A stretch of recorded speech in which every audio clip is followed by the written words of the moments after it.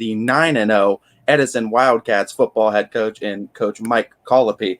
Coach, nice to have you on again for the show, and nice for you to join us once again. Well, thanks for having me again. I mean, Coach, let's first and foremost just start with the fact that we've had you on beginning of the season. We brought you back on mid-season, and kind of the theme we kind of went with at the beginning of the season, how are you going to top these last 3 years? You guys have consistently gotten better year in and year out. And you talked about trusting the process. You talked about the growth that these boys have had over the offseason. Midway through, you guys were undefeated, and you talked about just keeping with that process 1 week at a time. Well, now, Coach, we're on that cusp now. We are 9 weeks through the season. You guys are 9-0, and you're staring in the face at a potential 10-0 regular season. Talk to me first and foremost about the work that the boys have put in, and just the prospect of what it would mean for Edison football program to go 10-0 this year. Well, as far as the work that the kids have done, they've answered every challenge, that have been in front of them to this point. And I'm not talking about games, but, we've challenged them on a daily basis to improve, whether it's individually, or whether it's on, one side of the ball or the other. They've stepped up in that regard, but this week honestly has nothing to do with, records or anything like that. I mean, we're playing Indian Creek, which is one of our rivals. We haven't had a whole lot of success with them over the years. And when you play this game, the records don't really matter. You can throw out the records. It doesn't really matter, what either team has done to the season at this point. And it really doesn't matter what's happened in the past. The only thing that's going to matter is, which team is going to go out, be prepared and play the best on Friday. So that's kind of our, that's what we're focusing on right now. In your film that you've gotten to see of Indian Creek this season, and like you say, you throw records out the window, and without giving up the whole playbook, of course, what are some of the things you see in Indian Creek's play style that you guys are going to have to attack to ultimately come out with that 10th victory of the season? Well, they like to run the ball on the offensive side. I think they have some big guys. I think they like to be physical on the line of scrimmage. They do a nice job of getting, their skill players involved. Like I said, although they're run dominant, they get their guys the ball different ways. On the defensive side, they mix up their looks. They like to stem and move. I'm not saying that they blitz every down, but they like to bring heat and pressure. And, they're well coached. They've been going through, last couple of years hasn't been up to their standard, but they have a long, 15 years or so of tradition of winning. They've been in the playoffs. So we know that, they're well coached. They'll be prepared, and we have to be prepared this Friday. One thing that helps in that preparation is having a quarterback like Gage Klein that feels like he could do it all. He came up big this past week, too. 5 scores, 2 with his legs, 3 with his arm. I mean, talk to me about what that means, having a dual threat quarterback, and how that opens up your playbook offensively, and how nice has it been over the course of the season having Gage man under center? Well, I think Coach AP, Anthony Pirro, he's our offensive coordinator. I think he does a really good job of getting our guys that can make plays the ball. We have Gage, we have Talon McClurg, who's a really good tailback. We have a couple different guys we use at fullback, Lane Wagner, Matt Parsons. And then we have some guys that, out on the perimeter of receivers, Vontae Hayes, Decker Lancaster, Deacon Ross, and Luke Taylor. We have some guys that, they can do some things, and a lot of it, is based off of what the team has given you and what you're preparing for, but that could change as the game starts. I mean, we had, last Friday, we went in with a defensive game plan and kind of had to adapt. And offensively, it's the same thing. I mean, you just got to take what the offense or what the defense has given you on the offensive side. I think Coach AP has done a really good job. I think Coach Fogel, our offensive line coach, has done a really good job of communicating to the line, what what we're seeing front wise. I feel like every week, we're seeing a little different look than maybe what we've seen or we've prepared for, or one that we prepared them for, but it wasn't their base coming into the game. So I think the coaches and kids have done a really good job of making those adjustments on Friday.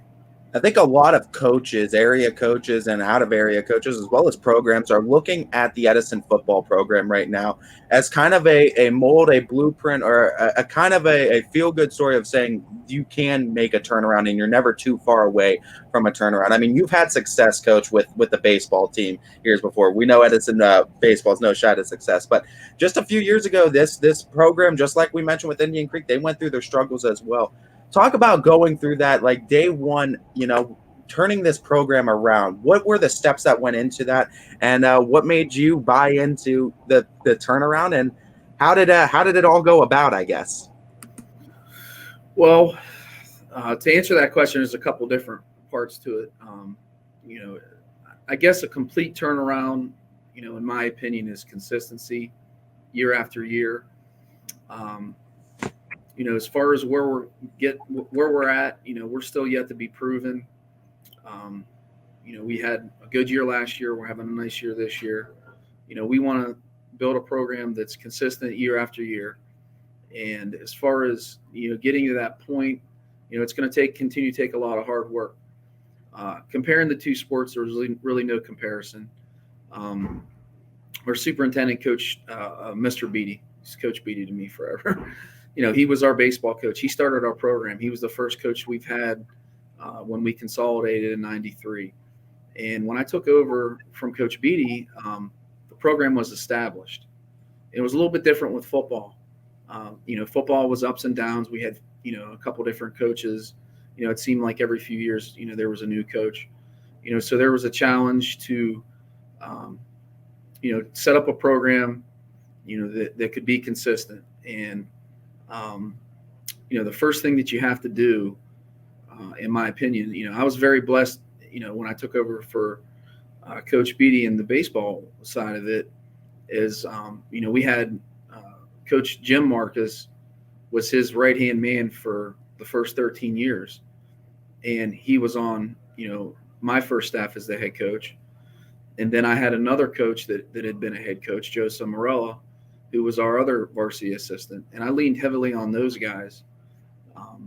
Anybody that's been a head coach knows no matter how much experience you have as an assistant, the first year and even the first couple are like no other. And you have to surround yourself with good people you trust that, they're going to bring something to the table and kind of balance your strengths and weaknesses out. And I feel like that was one of the first things that we needed to do,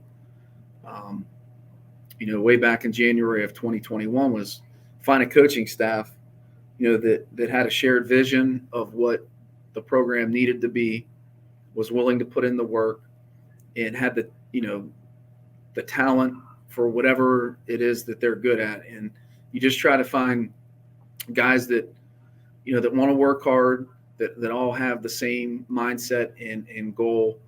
And obviously they have to be able to coach. And I feel like we put together a good staff.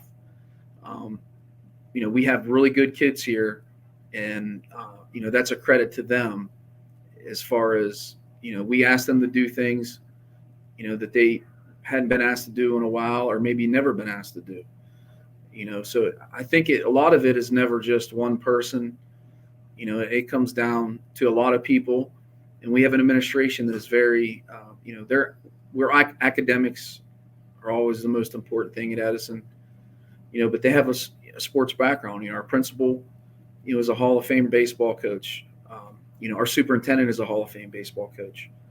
Our principal, Mr. Morrison, he was on the Steubenville Big Red 1984 state championship team. I mean, he's sports through and through.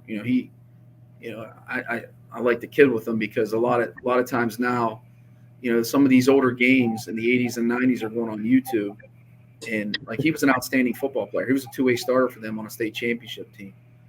So unless you have everybody, kind of pulling the same rope the same way, it can be difficult. So, we're blessed to have a lot of support, and support in athletics is, sometimes coaches get a bad name.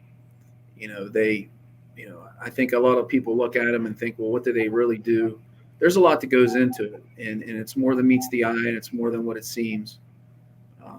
So like I said, I think it was a combination of a bunch of things, but like I said, the difference, if you're comparing the two programs, I mean, we're nowhere near where we need to be, on the football end of it.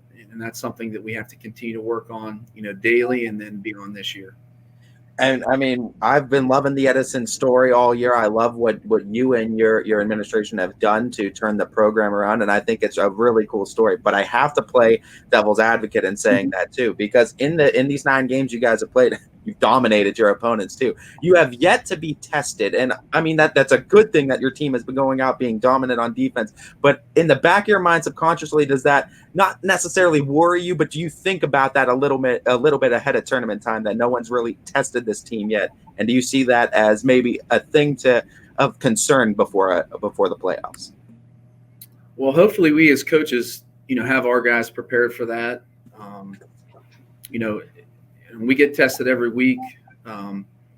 Sometimes the scores aren't always indicative of some of the things that went on.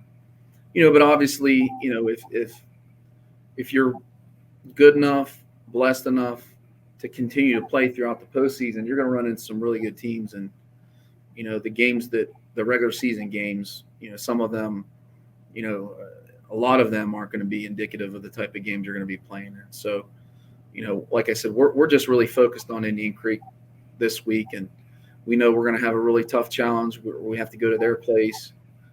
They're always tough at home, and like I said, it's something. This week is something that the communities really get excited for, both ours and theirs. And as far as what we have to do as coaches is, we've told the kids. I mean, we've had different.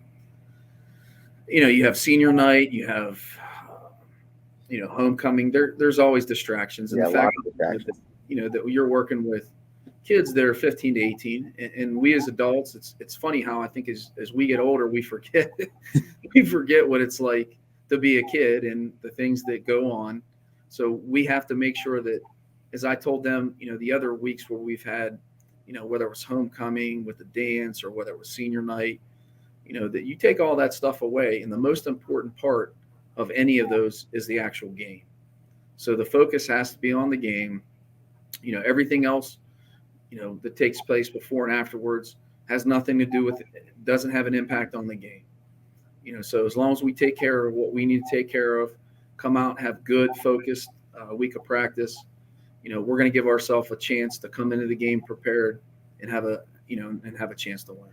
Final question for you, Coach, before we let you go too. And you talk about having those experiences and being challenged. Do you see that experience last year of making the playoffs as beneficial for this group of guys in particular prior to the playoffs this season? And saying that, I guess, what are some things you are looking at as a coaching staff that you want to fine tune with this team before the start of the playoffs and before Week 10 this upcoming Friday?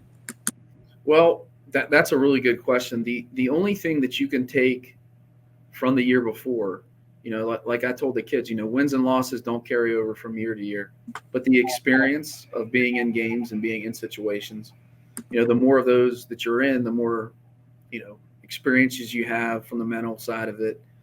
So I think that, that I'm sure that played into, some of our confidence, being in situations a year before, having the opportunity, to go into the playoffs. And as far as what we have to work on, I mean, every day it's something. And at the end of every game, we try to enforce and to emphasize to our kids to play hard, to communicate, and don't be afraid to make mistakes.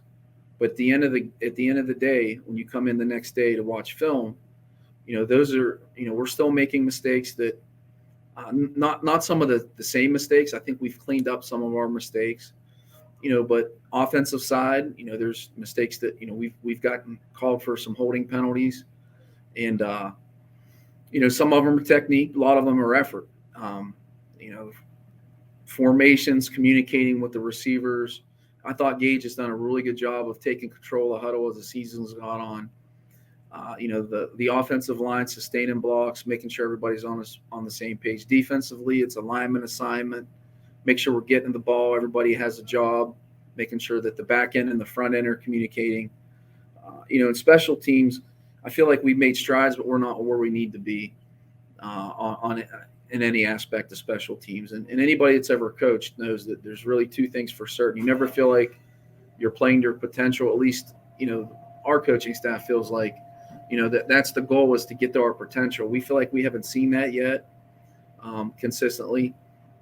And I feel like you never feel, as a coach, no matter how prepared you are, you never feel like you're prepared enough. You always go into the game thinking, do we go over this enough? Because it's the unknown. And, sometimes, like I said, all that comes down to is when the game starts, players being on the same page and trusting one another, and our coaches trusting one another. And then obviously the trust between the coaches and the players. And I think we've done a good job. The kids have been really receptive. Our coaches have made really good adjustments at halftime throughout the season. And, like I said, to this point, this week we haven't done anything. So that's kind of been our mantra. Or, we talk about, each week being a 1-week season. And it doesn't really matter what you did the week before. And it sure as heck has no bearing on the week ahead. So, like I said, our goal is to come out today, make sure that whatever practice plan we have, which Mondays are Mondays, to make sure that everybody's on the same page, that we have a building block and a base to start our practice Tuesday to Wednesday and so forth. I know it sounds really boring, but, that's kind of how, that's kind of what you have to do. And, hopefully we're going to continue to do that. And, with that, hopefully our consistency improves. Well, Coach, I want to congratulate you on the 9-0 start. Wish you the best of luck against Indian Creek in Week 10. Win today, win this week, and hopefully the next time we're talking to you, we're talking about 10-0. All right, sounds good. Thanks, guys. Appreciate it.